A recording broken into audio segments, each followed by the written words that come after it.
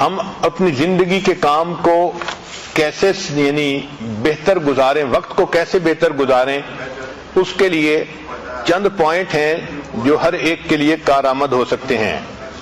پہلی بات کہ اپنی نیند رات کے وقت میں پوری کر لیا کریں، پھر تہجد میں اٹھا کریں اور تہجد سے اپنے دن کی ابتدا کیا کریں۔ تہجد میں اللہ رب العزت کی طرف سے عنایات ہوتی ہیں۔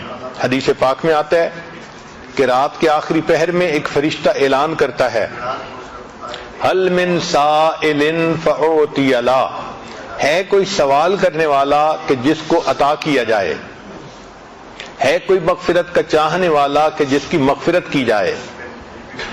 تو جب اللہ رب العزت کی طرف سے اعلان ہو رہا ہے، ہمیں چاہیے کہ ہم اس وقت جھولیاں پھیلایا کریں اور اللہ سے مانگا کریں۔ اس وقت مزدور کو مزدوری ملتی ہے، سائل کو اللہ کی طرف سے اس وقت نعمتیں ملتی ہیں، تو ہم اس وقت کو زندگی کا سب سے قیمتی وقت سمجھیں۔ چنانچہ ہمارے دن کی ابتدا تہجد سے ہونی چاہیے، اس وقت کو کبھی مس نہ کریں۔ کوشش یہی ہو کہ ہر رات میں تہجد کی توفیق نصیب ہو جائے، جتنے بھی تھکے ہوئے ہوں تہجد میں اللہ کے سامنے جھولیاں پھیلا کر بیٹھیں تاکہ ہمیں اللہ کی طرف سے روزینہ نصیب ہو جائے۔ پھر فجر کی نماز پڑھیں اور فجر کے بعد اپنے اسباق پورے کریں، اشراق پڑھیں اور اشراق کے بعد اپنے دفتر اور بزنس کے کاموں کی ابتدا کریں۔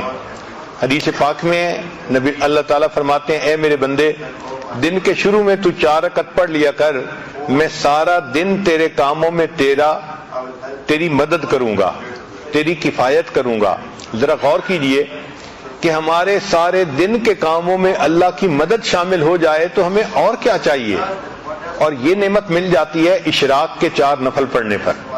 اور اشراق کی نماز ہوتی ہے جب سورج طلوع ہوتا ہے، تقریباً 20 منٹ کے بعد انسان 4 رکعت پڑھ سکتا ہے۔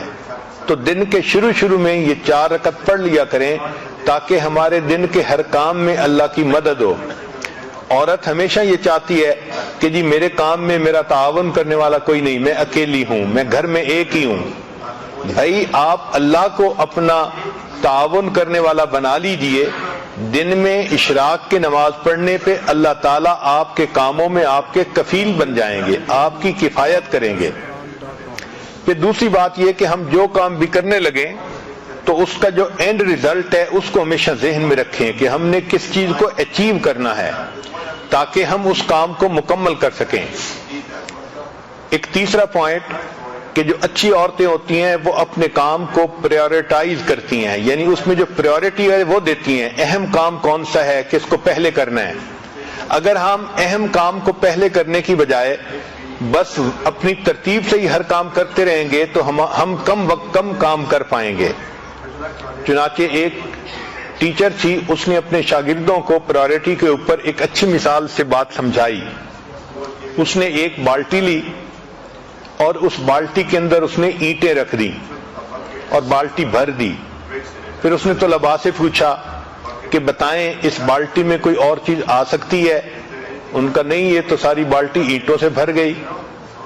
اب اس نے چھوٹے چھوٹے کنکر لیے اور جو اینٹوں کے درمیان جگہ تھی اس میں کنکر ڈال دیے۔ اس نے کہا دیکھو آپ تو کہہ رہے تھے کہ جگہ نہیں، اس میں تو اتنی جگہ تھی کہ کنکر بھی آ گئے، اب بتاؤ کوئی جگہ ہے؟ ان کا نہیں، اس میں تو اب کوئی بھی جگہ باقی نہیں۔ اس نے مٹی اور ریت اٹھائی اور ان کنکر کے درمیان جو چھوٹی چھوٹی جگہ تھی اس میں ریت ہی بھر دی اور کہا کہ دیکھو آپ تو کہتے تھے کہ کوئی جگہ نہیں، اس میں اتنی ساری ریت بھی آ گئی اسی بالٹی میں۔ پھر اس نے پوچھا بتاؤ اس میں اور جگہ ہے؟ تو طلباء نے کہا کہ نہیں، اب تو کوئی جگہ نہیں بچی۔ اس نے پانی کا جگ لیا اور اس بالٹی کے اندر ڈالا، چنانچہ اس پورا جگ اس پانی یعنی پورا پانی کا جگ بالٹی کے اندر آ گیا۔ اس نے کہا دیکھو ابھی اس میں اتنی جگہ باقی تھی۔ پھر اس نے کہا کہ اچھا بتاؤ کہ آپ نے کیا سیکھا؟ انہوں نے کہا کہ ہم نے یہ سیکھا کہ آپ اس میں جگہ بناتی ہی چلی گئیں۔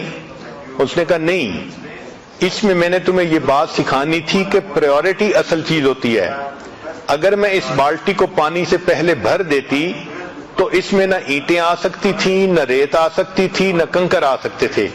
میں نے پہلے اینٹیں ڈالیں پھر اس کے بعد کنکر ڈالے، پھر اس کے بعد ریت ڈالی، پھر پانی ڈالا، تو یہ ساری چیزیں آ گئیں۔ تو ہمارے وقت کی بھی یہی مثال ہے کہ اگر ہم پریورٹی کے بغیر کام کرنے لگیں گے تو کام نہیں کر سکیں گے، اور اگر پرائورٹائز کر لیں گے تو دیکھیں ایک کام کے اندر دوسرے کا وقت نکل آئے گا، دوسرے کے اندر تیسرے کا، اور ہم کئی سارے کاموں کو ایک وقت میں کر سکیں گے۔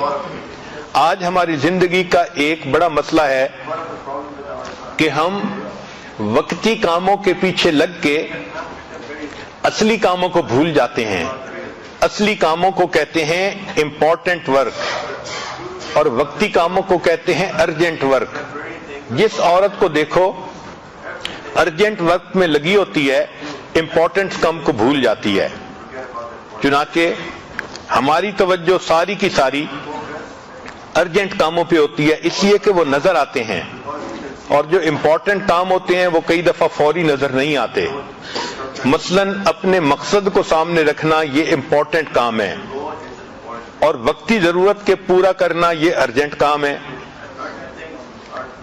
وقتی کاموں میں سے کال اٹینڈ کرنا یا سیل لگی ہوئی ہے وہاں سے کچھ شاپنگ کرنا یہ وقتی کام ہے، اور جو امپورٹنٹ کام ہے وہ ہے بچوں کی تربیت کرنا، خاوند کو خوش رکھنا، گھر کے کاموں کو پورا کرنا، اپنے نفس کا تزکیہ کرنا، یہ امپورٹنٹ کام ہے۔ اب ہوتا کیا ہے کہ ارجنٹ کاموں میں لگ کے عورتوں کو نماز کی بھی فرصت نہیں ملتی، گویا امپورٹنٹ کاموں کو بھول جاتی ہیں۔ سکسیسفل پرسن وہ ہوتا ہے جو امپورٹنٹ کاموں کو یاد رکھتا ہے اور ان کو بھولتا نہیں۔ چنانچہ 3 لفظ یاد رکھیے، 3 سٹیپ ہیں کامیاب زندگی کے: اپنے کاموں کو پرائورٹائز کرنا، دوسرا ان کو آرگنائز کرنا، اور تیسرا زندگی میں ایک ڈسپلن پیدا کرنا۔